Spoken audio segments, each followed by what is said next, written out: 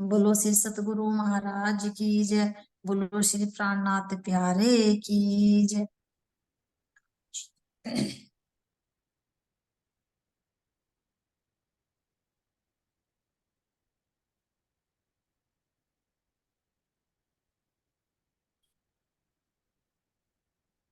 बोले श्री प्राणनाथ प्यारे की जय। श्री सतगुरु महाराज की जय। ब्रह्म श्री गोपाल मुनि जी महाराज की जय। सर्व सुंदर साथ की प्रणाम। सभी सुंदर साथ के चरणों में कोटि कोटि प्रणाम। सुंदर साथ जी सुन रहे हैं तो किस तरह से परमहंस महाराज जी की बेटा हमने सुन रहे सुंदर साथ जी, है ना। तो कैसे सुंदर साथ जी हमारी जो चंद्रकली थी, है ना, उनके दिल में भाव था कि सतगुरु मेरे यहाँ पर पधारे। तो चंद्र कुमारी ने जब आज संदेश भिजवाया था तो चंद्र कुमारी के यहाँ जाते जाते बीच में पड़ाव आ रही है। बुलाया था तो चंद्र कुमारी ने, है ना, और उनके पति ने, है ना, जो उनका पीछे वर्णन आया सुंदर साथ जी। तो अब यहाँ जो तीन पड़ाव पढ़ते पढ़ते गए तो बीच में किसका वर्णन आ गया, हमारी चंद्रकली। तो जो गरीब थी लेकिन गरीब होते हुए भी 30-40 सुंदर साथ का उन्होंने किस तरह से भार वहन किया। तो कैसे किया सुंदर साथ, सब आईडी तो अलग अलग लगा रहे थे कि भाई कोई कह रहे कि इन्होंने जेवर गिरवी रख दिए होंगे, है ना, कोई कह रहा है इन्होंने कर्जा लिया होगा। लेकिन जब परमहंस महाराज जी को कुछ करवाना होता है तो वे अपने आप, जैसे छत्रसाल जी से सेवा लेनी थी तो क्या वरदान दिया, जैसे हीरो का वरदान दिया कि जाओ छत्ता तेरे राज में थक थक धरती हुए, जित जित घोड़ा पग धरे तीत तीत फतेह हुए। वही वही की धरती हीरे।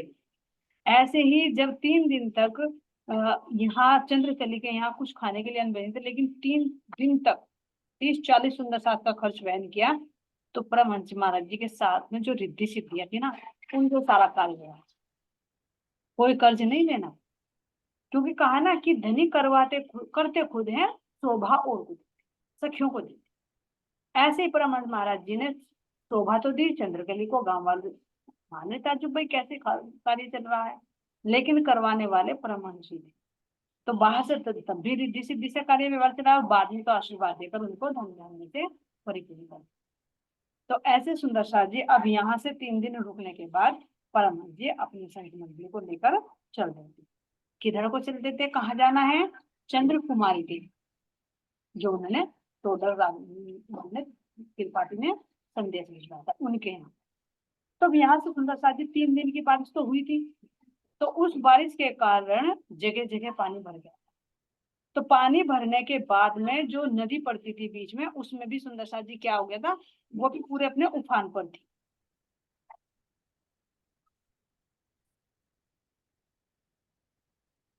है ना। तो जब यहाँ से चल रहे थे तो आसपास की नदियों में तो बाढ़ आनी लाजमी थी, क्योंकि 3 दिन तक भारी बारिश हुई थी। तो उस नदी को पार करना था। तो जो कांतादास प्रसाद थे यहाँ से सुंदर साथ जी, है ना, और साथ में संत मंडली भी थी, तो वे सब चल दिए उनके साथ।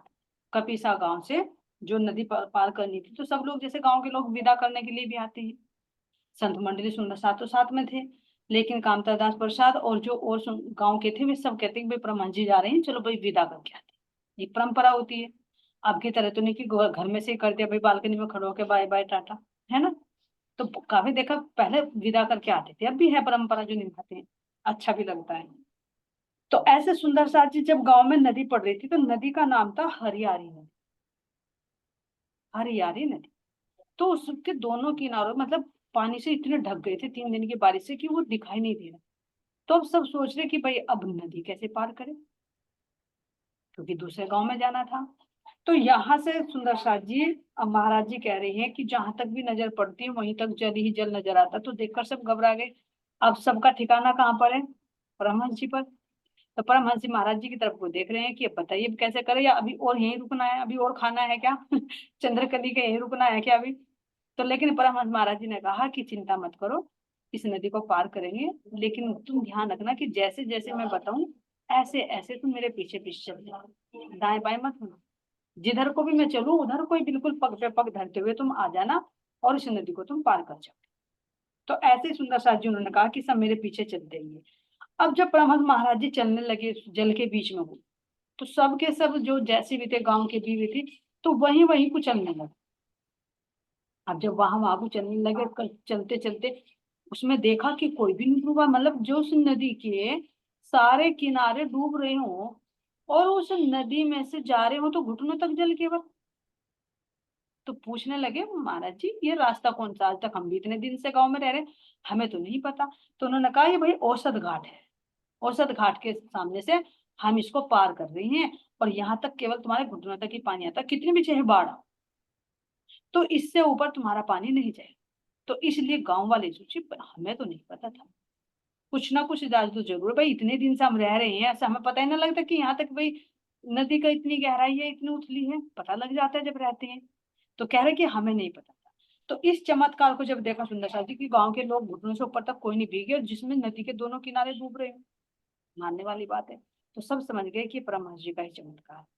तो ऐसे सुंदर साहब जी यहाँ पर उन्हें विश्वास हो गया है ना, कि जब हमें यहाँ ये नदी पार करा सकते हैं जो बाढ़ आ रही है जिसके दोनों किनारे डूबे हुए हैं, तो क्या हमें भवसागर पार नहीं करेंगे, करें।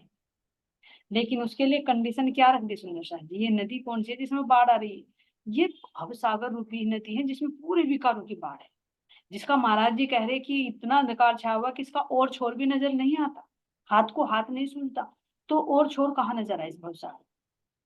लेकिन परमहंस महाराज जी कह रहे हैं कि तू जैसे जैसे मैं तुम्हें बता रहा हूँ ऐसे ऐसे, दाएं बाएं नहीं, जिस रास्ते से मैं लेकर जा रहा हूँ उस रास्ते पर यानी सतगुरु के पद चिन्हों पर चलना, हादी के कदम।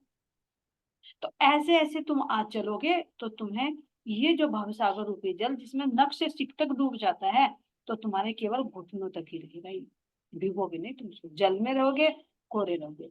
तो ऐसे सुंदर सा जी ये एक क्या है, और कौन से घाट से, औसत घाट, ये ब्रह्म ज्ञान रूपी औषधि है जो भवसागर के रोगों को काटती है। तो इसलिए औसत घाट से ही, जबकि ये घाट है नहीं, लेकिन ये सतगुरु अपनी कृपा से बनाते हैं, इसीलिए इस नदी में घाट था नहीं, लेकिन परमहंस जी ने घाट बना दिया, एक संकेत। तो जब ये देखे सुंदर साथ जी, ये विश्वास हो गया सुंदर साथ को कि जब हमें यहाँ नाव पार करा, नदी पार करा सकते हैं, तो भला इनके सामने भव सागर क्या है, बस हमें हाथी के कदमों पर चल। तो जब ये सुंदर साथ के अंदर ये भाव आया, तो वे सब क्या करने लगे, परमहंस महाराज जी की स्तुति करने। सागर पार कियो छन माही, भाव बढ़ियो सबके उर्माही, भाव बढ़ियो सबके उर्माही, जिन प्रभु सागर पार उतारा, भव निधि तारण के तिवारा, भव निधि तारण के तिवारा, धन्य प्रभु लीनी मनुज उतारा, दरस दीन मम भाग्य समारा, दरस दीन मम भाग्य समारा। ऐसे सुंदर साथ जी, सारे ही सुंदर साथ भी, संत मंडली भी ऐसे परमहंस महाराज की स्तुति है ना, कि कैसे हमारे धाम धनी एक मनुष्य का तन धारण करके अवतार लेकर यहाँ आए और हमें दर्शन देकर कैसे हमें बड़भागी बना दिया, हमारा भाग्य ही सवार। तो ऐसे सुंदर सा जी जब नदी पार की, और संत मंडली थी और जो गांव के लोग थे सुंदर सा जी वे भी साथ में थे, क्योंकि साथ नहीं छोड़ते थे किसी दिन साथ छोड़कर, क्योंकि लगाव ही चर्चा से वो हो चुका था, दिल चुरा लेता फिर रहते। फिर जैसे नदी पार की तो गांव में था जो, उस गांव में आते हुए देखा टोडर माल त्रिपाठी ने, टोडर राम त्रिपाठी, तो उन्हें तो खुशी हुई कि क्योंकि बुलावा तो उन्होंने भिजवाया था ना, उनके यहाँ आते आते ही तो बीच में पड़ाव पड़े हैं, तो बीच में कितनों का उद्धार कर देते। कारण एक बना कि भाई आप पतिदेव आप दर्शन करने तो जा रहे हो, आप अकेले दर्शनों का लाभ लोगे लोगे तो क्यों ना आप यही परमहंस जी को बुला लो, तो कारण बनता है ना, क्योंकि बीच में इतने की जागनी होनी थी, हमारी चंद्रकली सखी की गरीबी दूर करनी। तो ऐसे जब यहाँ पर सुंदर साथ जी देखा कि नदी पार करके आ गए हैं, तो टोडर राम त्रिपाठी साथियों सहित जयकारा लगाते हुए गाजे बाजे के साथ में पहुंच गए उनका स्वागत करने के लिए। और सुंदर साथ जी कह रहे हैं कि जैसे ही परमहंस महाराज जी आंगन में आए तो चंद्र कुमारी ने भी अपना पावड़ा बिछा दिया कि मेरे परमहंस महाराज जी मेरे घर पधारो। और कह रहे हैं पति पत्नी दोनों ने मिलकर परमहंस जी के चरण पखारे। ये देखो सुंदर सा एक पत्नी की एक लगन से, एक गुरु भक्ति से पति भी कितना प्रभावित। अधिकतर रुकावट ये बनती है ना, कारण ये बन जाता है ना, अरे भाई हम क्या करें, हम तो तारतम्य नहीं ले सकते क्योंकि हमारे पति देव नहीं माने। भाई पति देव कहाँ का है, वो माने ना माने, सबका अपना अपना जीवन है, सबकी अपनी अपनी गिनती में सांसें मिली है, तो क्यों हम उसको व्यर्थ में बिताएं। लेकिन जब पत्नी पहला अग्रसर होती है, कदम बढ़ाती है, तो एक ना एक दिन पति और बच्चे भी उनके पीछे लग लेते। प्रैक्टिकल है, 99% ऐसा ही होता। और पत्नी भी वही होती है शादी, धर्म पत्नी भी वही होती है जो स्वयं धर्म का वहन करे और पति को भी उसी पर अग्रसर। धर्म पति नहीं कहते, पति नहीं चलाएगा धर्म पर, पत्नी पहले कदम। तो ऐसे सुंदर सा जी हमारी चंद्र कुमारी सखी जो लगन से, श्रद्धा भाव से, भक्ति भाव से उत्पत्ति, तो उनके पति जो टोडर राम त्रिपाठी थे वे भी कैसे प्रभावित हो गए और परमहंस जी के अपने घर पर पधरा। तो अब सुंदर सा जी यहाँ पर उनके चरण पखारते हैं, चंदन लगाते हैं, है ना, उनका तिलक करते हैं, आरती उतारते हैं और फिर उनके भोजन प्रसाद की व्यवस्था करके परिवार सहित तातम दीक्षा ग्रहण करते हैं। बोलिए परमहंस महाराज जी की जय। महाराज की जय। ऐसे सुंदर सा जी पति पत्नी दोनों ने मिलकर परमहंस जी के चरण पखार कर तारतम दीक्षा ग्रहण कर। ये है सुंदर सा जी। एक पत्नी ने अपने धर्म पर अड़िग रहकर पति को भी कैसे उस मार्ग पर चला दिया और अपने धर्म पत्नी होने का फर्ज अदा कर। तो ऐसे सुंदर सा जी कह रहे हैं दूसरे दिन उत्सव भंडारा किया और सेवा करके अब यहाँ पर जब दिन रात अब चर्चा होने लगी, क्योंकि परिवार सहित पति पत्नी दोनों ने, पत्नी ने तो ले रखा था, वही चंद्रकली ने तो पहले ही ले रखा, चंद्र कुमारी ने, बस पति ने और ले लिया, परिवार वालों ने ले लिया। तो अब यहाँ पर इतना चर्चा होता है, सुंदर साथ जी कह रहे हैं कि सुंदर साथ की सेवा करके 10 दिनों तक बकिया ग्राम में सत्संग होता है। परमहंस जी 10 दिन तक ठहरते। चंद्रकली के यहाँ कितने दिन ठहरे? 3। और चंद्र कुमारी के यहाँ पर 10 दिन ठहरे, क्योंकि यहाँ पर पूरे परिवार ने भी नाम ले लिया और गांव के आसपास में भी सुंदर साथ बन गई। तो इसके बाद अब सुंदर साथ जी यहाँ पर 10 दिन रहने के बाद खूब चर्चा सत्संग होने के बाद में अब परमहंस जी का इरादा हुआ कि अब मुझे पद्मावतीपुरी धाम पन्ना जी जाना, क्योंकि परमहंस जो सुंदर साथ जी होते हैं ना, तो ये जाते तो है पद्मावती, क्योंकि हमारा भाई मुख्य धाम है, वो हमारा मूल मिलावा है, हमारी इंद्रावती, हमारे राज्य महाराज जी साक्षात आवेश रूप से विराजमान है ना। तो अगर जाए ना जाए, एक साल में एक बार तो जरूर जाते, ज्यादा ही हो जाता है, मैं कम से कम कह रही हूँ, कई कई बार जाते। परमहंस महाराज रामचंद्र महाराज जी को भी देख लो कि हर साल तो जाने का रूटीन था, और बीच में जो पर्व पड़ते थे उन पर भी जाते। तो ऐसे अब यहाँ से परमहंस जी का विचार बना कि अब हम पद्मावतीपुरी धाम जाते हैं। अब रास्ते में जैसे जैसे जा रहे थे तो बीच बीच में गांव पड़ते हैं, पैदल ही जाना था, बीच बीच में बहुतों को उन्होंने तात्म दीक्षा भी दी, अपनी चर्चा वाणी से कितनी आत्माओं को जागृत किया। और जागृत करते करते जब जा रहे थे तो बीच में एक गांव पड़ता है सुंदर सा जी, जो कह रहे हैं मुकुंद दास, तो जी मुकुंदपुर, मुकुंद दास जी हमारे सुंदर सा जी आ रहे। मुकुंदपुर के कौन थे? प्रेम सागर सेठ।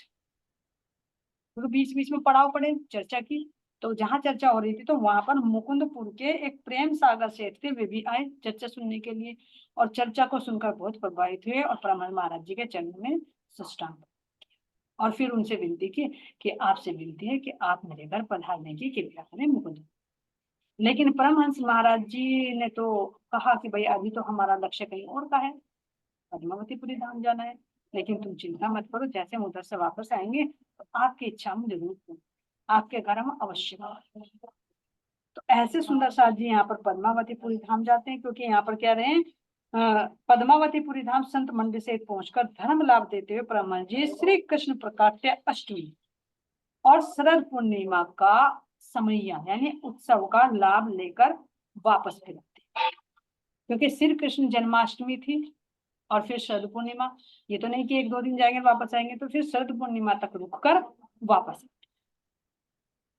तो जन्माष्टमी से और शरद पूर्णिमा 22 दिन का बैठते सुंदर शास्त्री, है ना, जो हमने ब्रज में 22 दिन का विरह सहन किया, है ना। तो यहाँ पर 22 दिन ठहरते हैं और फिर वापस आते हैं किसके पास में, मुकुंदपुर पहुंच जाते हैं। क्योंकि उन्होंने प्रेम सागर सेठ ने विनती की थी ना, सॉरी 52 दिन, सही कह रहे, मिस्टेक हो गई, 52 दिन में समझ गई है ना, 52 दिन बैठते हैं, 22 दिन 52 दिन।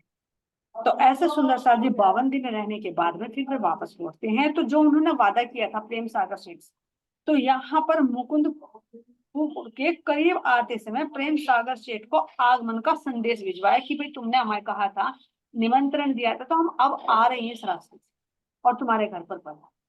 तो ऐसे तुम जब संदेश भिजवाया तो फिर तो शिवा कोई ठिकाना नहीं रहा कि भाई मैंने जो विनती की तो मेरे परमहंस महाराज जी आज मेरी इच्छा को पूरी कर रहे हैं। तो वो भी कह रहे हैं कि चंदन पुष्प आरती सब करके अपने आप को धन्य धन्य मान सके। और दूसरे दिन भोजन भंडारा किया, उत्सव किया और तारतम दीक्षा भी। ऐसे परमहंस महाराज जी सब सुंदर साथ को जागृत करेंगे। तो अब सुंदर साथ जी यहाँ पर क्या घटना होती है ये देखना, क्योंकि कह रहे हैं प्रेम सागर नाथ जी कह रहे हैं परमात्मा परमहंस जी के रूप में मेरे घर पधारे हैं। जो प्रेम सागर सेठ है, क्योंकि पहचान हो गई ना कि मेरे घर पधारे हैं, ऐसा स्पष्ट अनुभव हुआ है। तब ऐसा अनुभव हुआ तो सेठ जी ने तो अपना तन मन धन सब कुछ समर्पित, क्योंकि सेठ तो था ही। महाराज जी तो गरीब के पास भी गए, अमीर के पास भी गए, कोई गरीबी में उतरी है तो कोई अमीर में, सब तरह का अनुभव लेना है। तो ऐसे सुंदर साथ जी यहाँ पर जब ऐसे सेठ पूर्ण रूप से समर्पित हो गए तो गरीब की चर्चा फैले ना फैले, लेकिन धनवान की चर्चा दूर दूर तक फैले, या ज्ञानी हो, ज्ञानी की चर्चा दूर दूर तक फैल जाती कि भाई वो उनके चरणों में समर्पित। तो ऐसे सुंदर साथ जी जब वहां पर चर्चा होने लगी और वे भी समर्पित हो गए तो परमहंस जी की ख्याति तो दूर दूर तक फैल गई, क्योंकि जहां जहां तक संघ की मंडलियां की सुंदर साथ है तो वहां तक तो सूचना पहुंची। तो इसके कारण सुंदर साथ जी कह रहे हैं कि संतों, महंतों, पंडितों, विद्वानों, जिज्ञासु, क्योंकि किसी को जानने की इच्छा है, कोई ज्ञानी है तो वो अपनी विद्वता दिखाने के लिए आ रहा है, कोई पंडित है तो शास्त्रार्थ के लिए आ रहा है, कोई महंत आ रहे हैं, कोई संत आ रहे हैं, कोई सामान्य, सब तरह के लोगों की यहाँ पर भीड़ लगी। अब यहाँ पर सुंदर साथ जी जब भीड़ आने लगी दर्शनों के लिए तो दीपावली का उत्सव था, क्योंकि उसके बाद में सदगुना के बाद में दीपावली पड़ेगी। तो दीपावली के अवसर पर समैया पर, जब दीपावली का उत्सव था यहाँ पर ठहरे हुए थे महाराज जी, तो उन्होंने कहा कि तुम 1.5 मन का मोहन थाल बनाओ। 1.5 मन का मतलब जब इतने सुंदर साथ आ रहे हैं, इतने दर्शन के लिए आ रहे हैं, तो ऐसा नहीं होना चाहिए कि कोई बिना प्रसाद के जाए। तो उन्होंने कहा कि आज जो राज्य का थाल भोग बनेगा, वो मोहन थाल बनेगा, वो 1.5 मन का बनेगा और राज श्यामा जी को भोग लगाकर वो प्रसाद भी दी। और ये कह दिया कि कम से कम एक सुंदर साथ को, ये नहीं कि कहते थे कि भाई थोड़ा थोड़ा दे, एक एक पाव 250-250 ग्राम तो कम से कम एक सुंदर साथ को प्रसाद मिलना चाहिए। परमहंस जी ने सेठ जी को आदेश दे दिया, जो प्रेम सागर सेठ जी, क्योंकि धन की तो कोई कमी है नहीं, तो वो धन भी परमहंस जी के शिष्य कितने पुण्यकारी, कितने अच्छे कार्य में व्या हो रहा सुंदर सा, है ना। तो कहा कि पाव भर जितना प्रसाद देना है। अब तुम ये सोचो कि देने से कमी आएगी, पीछे भी देखा सुंदर सा जी, चंद्रकली के क्या था उसके पास, कुछ नहीं, लेकिन फिर भी उसका भाव कितना। तो जब भाव होता है ना तो धनी उसमें सपोर्ट जरूर करते। तुम चाहे करके देखो इस चीज को। अगर मैंने दिल में ले ली कि मुझे अपने सतगुरु महाराज जी के लिए करना, तो तुम्हारे पता भी नहीं चलेगा तुम्हारे पास पैसों की कैसी व्यवस्था हो जाए। इसलिए कह रहे देने से कोई कमी नहीं आती। देत देत दुई दिन भर देना, घटा ना मनुष्य हजारन ले। देने देने से कुछ घटता नहीं बल्कि 1000 गुना और बढ़ जाता। तो ऐसा ही सुंदर साथ जी यहाँ पर हुआ। तो 2 दिन तक ये उत्सव चला, जो 1.5 मन का राज्य का थाल भोग बना, ये 2 दिन तक चला और कम से कम 1000, कह रहे कि 1000 लोगों तक, 1000 लोगों तक ये एक एक पाव का प्रसाद पहुंचा। तो ये 2 दिन तक लगातार बटे सुंदर साथ जी, कोई छोटी मोटी बात नहीं, कहना बहुत सरल है ना। तो यहाँ पर कह रहे हैं कि 1000 मनुष्यों को प्रसाद पहुंचा, लेकिन फिर भी टोटा नहीं आया, यानी कमी नहीं आई कि कमी लग जाए, और कभी होती ही नहीं। ये तो देखो भंडारे में, आश्रम में, कहीं भी जाए, कितना कुछ पता रहता है कि सुंदर साथ कितना आने वाला है। भाई वो एक एवरेज ही तो लेकर चलते हैं, लेकिन कितना भी सुंदर साथ बढ़ जाए फिर भी कभी कमी नहीं आती। ये सतगुरु महाराज जी का आशीर्वाद का प्रताप है, सुंदर साथ प्रसाद, है ना। तो अब जब इतना बड़ा उत्सव हो रहा है सेठ के यहाँ पर, 2 दिन तक लगातार 1000 लोग एक एक पाव, ये नहीं कि भाई चलो मुझे मिल गया थोड़ा सा, तो भी ले ले प्रसाद, एक एक पाव प्रसाद जब दे देकर सुंदर साथ जी ये लगा, तो जो राजा था वहां का, उस राजा तक सूचना पहुंच गई। अब राजा को तो ये होगा मेरे से बड़ा कौन है जो इतना बड़ा दानी हो गया, जो इतना रोज प्रसाद बांट रहा है 2 दिन से लगातार। तो उनको भी पता चला राजा को कि वहां पर उसके प्रेम सागर जो सेठ जी हैं, उनके यहाँ पर एक परमहंसी आई हुई है और वे उत्सव कर रहे थे, तो उनके यहाँ से प्रसाद बांटा।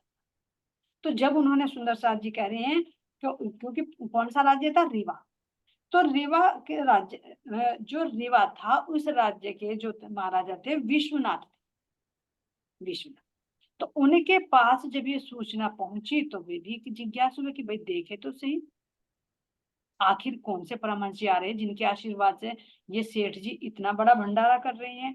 तो उन्होंने क्या किया, अपने पुत्र, है ना, बेटे का जो पुत्र होता है, अपने पुत्र, उनका नाम था कुंवर रघुराज, तो कुंवर रघुराज को भेजा कि तुम उन परमहंस जी को अपने घर पर लेकर, क्योंकि राजा है एकदम तुरंत तो नहीं जा सकता। तो आदेश दिया कि जो परमहंस जी उनके यहाँ पर है, सेठ जी के यहाँ, तो उन्हें यहाँ राजमहल में लेकर आओ, है ना। तो महाराजा ने ये एक भेजा प्रस्ताव कि भाई एक निमंत्रण गए हैं कि परमहंस जी अपनी संत मंडली सहित आप हमारे यहाँ पधारने का कष्ट करें। तो ऐसे जब उन्होंने सुंदर साथ जी देखा, तो उन्होंने परमिशन दे दी कि हम आपके यहाँ पर आने के लिए तैयार हैं। तो अब राजा के यहाँ आएंगे तो राजा भी ऐसे तो नहीं, क्योंकि पहले जान चुके, प्रसिद्धि फैल गई, उनका पता चल गया कि भाई उनके प्रताप से ऐसे ऐसे हो रहा है। तो उन्होंने क्या किया, सुंदर साथ जी रीवा राज्य में जैसे पहुंचते तो पहुंचते महाराजा ने शाही ठाट बाट के साथ परमहंस जी का स्वागत करके शोभा यात्रा के रूप में राजमहल में पधारे, जैसे महाराजा छत्रसाल जी पालकी पर बिठाकर महल में लेकर आए, ऐसे ही इन्होंने, भाई राजा है तो अपने ठाट बाट से बुलाएंगे, सत्कार किया गाजे बाजे के साथ में, है ना, उनका अपने राजमहल में पधारा। अब राजा और रानी ने परमहंस जी का स्वागत किया, वही उनके चरण पखारे, सबसे पहले तो चरण ही धोए, चरण धोने के बाद उनको चंदन तिलक आरती, फिर उनको मिष्ठान देकर अपने महल में पधरा की जाती है। और फिर कह रहे हैं उनके चरणों में साष्टांग दंडवत प्रणाम करके स्तुति वंदना करते हुए उनसे कहने लगे, सुना साधु जो वेदन माही, सो प्रभुत में कोई और नहीं, कहकर ताम्र पाठ पर लिखकर 5 गांव नैवेद्य के रूप में अर्पण किया। भाई जब मेरे यहाँ पर संत महात्मा पधारे तो राजा का फर्ज होता है, कर्तव्य होता है कि वो दे कुछ। तो जब अपने महल में पधारे हैं तो ये थोड़े कि भेंट नहीं करेंगे, भेंट भी करेंगे। तो इन्होंने क्या किया, एक ताम्र पत्र पर लिखकर 5 गांव भेंट के रूप में, ये 5 गांव में आपको अर्पित करता। लेकिन अब महाराज जी जहाँ 500 एकड़ जमीन छोड़कर आई उनके लिए 5 गांव क्या, लेकिन उनका अपना भाव है, अभी पता तो नहीं कि कितने बड़े त्यागी हैं। भाई अपने राजा की एक हैसियत से उन्होंने वो दिया उनको, तो लिख कर दिया कि सतगुरु महाराज जी परमहंस जी मैं आपको नैवेद्य के रूप में ये 5 गांव अर्पित कर। महाराज जी ने कुछ नहीं कहा, पूछा, हे राजन, अच्छा ये बताओ जो तुम्हें ये राजपाट दिया गया है, ये गांव दिए गए, ये किसने दिए तुम? और जब सामने परमहंस बैठे हो तो क्या कहेंगे कि सतगुरु महाराज जी परमहंस जी ये तो सब आपका ही दिया हुआ है, मेरा तो कुछ नहीं है, भाई सब आपकी कृपा से ही मुझे मिल रहा है, परमात्मा की कृपा से ही मिल रहा है, मेरा अपना तो कुछ नहीं है। तो फिर मुझे उन्होंने कहा परमहंस जी ने, तो फिर मुझे बताइए मेरा दिया हुआ मुझे ही अर्पण करने का क्या मतलब? भाई जब तुम मेरा ही दिया है तो फिर मुझे क्या दे रहे हो तुम? तो ऐसा देखकर तो वो चक्के हो गए कि भाई ये तो उल्टा पासा पड़ गया, कि जब तुम कह रहे हो मेरा दिया हुआ है फिर मुझे वापस लौटा रहे हो, ये जब मेरा है तो तुम इसकी देखभाल, तुम अपने आप को राजा मत समझो। तुम इसकी देखभाल करो, और रहा तुम्हारा भक्ति भाव है ये जो आप मुझे दे रहे हो, इसको मैं स्वीकार नहीं कर सकता। वही जैसे पीछे राजा को समझाया कि क्यों नहीं स्वीकार कर सकता, कि इसलिए नहीं स्वीकार कर सकता क्योंकि ये राजपाट, ये धन, ये जमीन, ये रुपया पैसा, ये सब कुछ भक्ति मार्ग में बाधक, जरूरत से ज्यादा समझ। देख लो, इसे प्रैक्टिकल में करके देख लो, किसी में भी देख लो। कह रहे हैं राजपाट, तुम राजनीति में चले जाओगे, तुम भक्ति भ्रष्टाचार से, झूठ बोलने से तुम बच जाओ, नहीं बच पाओ, चाह कर भी नहीं करो, नहीं बच पाओगे, करना ही पड़ेगा। क्योंकि छल कपट दांव पेच निंदा, यही चीज तो करनी पड़ती है राजनीति से। तो ये क्या करेंगे, आध्यात्मिक मार्ग में एक बाधक, एक दीवार के रूप में। जरूरत से ज्यादा पैसा हो जाए वो बाधक है ना, जरूरत से ज्यादा धन इकट्ठा हो जाए या जमीन हो जाए, वो जमीन भी बाधक बने। क्योंकि जितनी ज्यादा चीज होती है इतना ही मोह का बंधन बढ़ता है, इतनी ही बाधाएं सामने खड़ी हुई। तो ऐसे सुंदर साथ जी उन्होंने कहा कि हमारे मार्ग में बाधक है एक आत्मा और परमात्मा के बीच में। क्या कह रहे, आत्मा और परमात्मा के बीच में ये एक बाधक और एक पर्दा और एक दीवार की भांति है। अगर कम मोह रहेगा तो पर्दा, और अगर ज्यादा ही उसमें लिए होगे तो एक दीवार की भांति, जिसका तुम आर पार भी नहीं देख पाओ कि मैं कौन हूँ, मेरे परमात्मा कौन है। केवल ध्यान इन्हीं में जाए, और ये लगाओ, ये चस्का ऐसा होता है सुदर्शन जी, छूटता नहीं। पैसा कमाने का हो, तुम अगर ये चाहो ना कि हाँ मेरे पास आज है, चलो कहीं मैं यहाँ से भाई मुझे कुछ रोज मिल जाएगा, मैं थोड़ा सा काम जोड़ लूं, है ना, तो काम जोड़ने के बाद में फिर धीरे धीरे लाभ होता रहेगा, तो लोभ बढ़ता रहेगा। आज तुम 4 घंटे करके मुझे इतना टाइम मिल रहा है, तो मैं क्यों ना 1 घंटा और निकाल। देखिए जो एक्स्ट्रा टाइम देते हैं, बहुत करते हैं, तो उसमें कितना एक्स्ट्रा टाइम के कमाई में कितने चले, तो ये बढ़ता बढ़ता बढ़ता बढ़ता चल जाता है, और वो वही धुन लग जाती है, और फिर धीरे धीरे धीरे धीरे क्या हो जाता है, संस्कार बन जाते हैं, ऐसे ही चलने चला जाता है। तो आत्मा और परमात्मा के बीच में कह रहे हैं कि ये दीवार एक पर्दे की बात है। तो इसलिए हे राजन, मैं इसे स्वीकार नहीं कर सकता, लेकिन तुम इसका रखो, और रखकर तुम एक सेवक की भांति कार्य करो, क्योंकि जब मेरा दिया हुआ है तो मैं हूँ मालिक, तो तुम फिर क्यों चिंता करे, सारा मेरा है, बस तुम इस राजपाट को संभालो। जैसे हमारे प्राणनाथ जी ने छत्रसाल जी को कहा, छत्रसाल जी सब कुछ समर्पित हो गए थे कि मेरे बस की नहीं अब ये राजपाट संभालना, मैं तो आध्यात्म में उतरना चाहता हूँ जल से विराट सिंह, लेकिन फिर आदेश दिया कि तुम्हें इनका ग्रहण एक सेवा के रूप में करना। तो ऐसे सुंदर साथ जी जब उन्होंने ये स्वीकार नहीं किए, तो जो राजा थे तो वे तो एकदम बहुत भावुक हो गए, उनके त्याग को देखकर बहुत प्रभावित हुए। तो परमहंस जी की ऐसी त्याग भावना को देखकर राजा तो उन पर बलिदान हो गए। और एक दिन सुंदर साथ जी जब देखा कि वास्तव में भाई पहुंचे हुए हैं, अगर मतलब वो लोभ लालच के अधीन होते तो स्वीकार कर लेते। अच्छा ये देखिए, जब आत्मा परमात्मा के मार्ग पर चलती है तो माया पीछे पीछे दौड़ती कि कहां से इसकी इसके पैर पकड़कर मैं खींचू, किसी ना किसी लोभ लालच में तो आई है। ये देखो कि कभी राजनीति के रूप में आएगी, कभी तुम्हें गद्दी पदवी के रूप में आएगी, कभी तुम्हें धन के रूप में आएगी, कभी तुम्हारे सुंदर साथ के रूप में बैठकर आ जाएगी। यानी माया ये दांव पेच लगती है कि कहाँ को मुझे जगह मिला, मैं इसके अंदर प्रवेश कर जाऊं और उसको इस रास्ते से हट जाऊं। लेकिन जो परमहंस होते हैं ना सुंदर साथ जी, वो इनको ध्यान नहीं देते, ऐसे माया कर रही।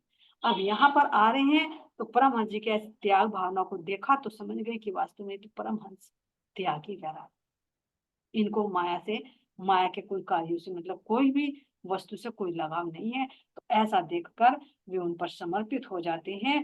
और सुंदर साथ जी परमहंस जी से विनती करती, जब पास में ठहरे हुए हैं तो अब ये तो नहीं कह सकते भाई राजा भी श्रद्धा भाव से दे रहे हैं, लेकिन त्याग को देखकर प्रभावित तो जरूर, और प्रभावित भी हुए तो उन्होंने उनकी चर्चा भी सुनी होगी, क्योंकि ऐसा तो नहीं है कि भाई राजा को सूचना ना पहुंची हो।